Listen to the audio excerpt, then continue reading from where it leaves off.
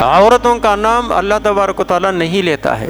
یہ ہمارے لیے تعلیم ہے کہ ہم عورت کا تذکرہ ہی نہ کریں، خاص کر کے نام لے کر کے کسی کے سامنے عورت کا نام نہ لیا جائے۔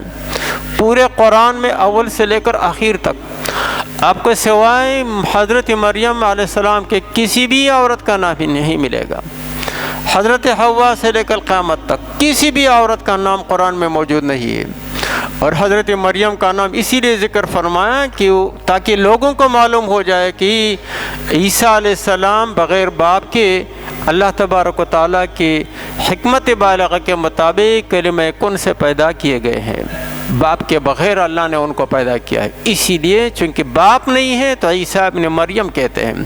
اس میں نصارہ کے عقیدے کی، یہود کے عقیدے کی تردید ہے کہ جو افراط اور تفرید کرتے تھے۔ ایک فریق کہتا کہ اللہ کے بیٹے ہیں، اللہ نے فرمایا نہیں، یہ مریم کے بیٹے ہیں۔ نصارہ ابھی کرسمس مہینہ کے آخر میں آپ دیکھیں گے تو کرسمس یعنی کہ حضرت عیسیٰ علیہ السلام کے پیدائش کا دن، اللہ کے بیٹے کے پیدائش، وہ اللہ کا بیٹا کہتے ہیں۔ یہاں ایک آدمی آیا تھا میرے ساتھ مناظرہ کرنے کے لیے، میں نے کہا آپ عیسیٰ علیہ السلام کو اللہ کا بیٹا مانتے ہیں؟ کہتے ہیں ہاں اللہ کا بیٹا مانتے ہیں۔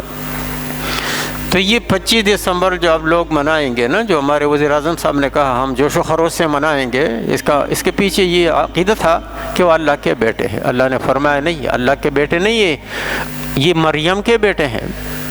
یہود غلط نسبت کرتے تھے حضرت عیسیٰ علیہ السلام کے متعلق، تو اللہ نے یہ بھی فرمایا کہ نہ عیسیٰ علیہ السلام ولد زنا ہے، نہ اللہ کے بیٹے ہے، ابن مریم ہے۔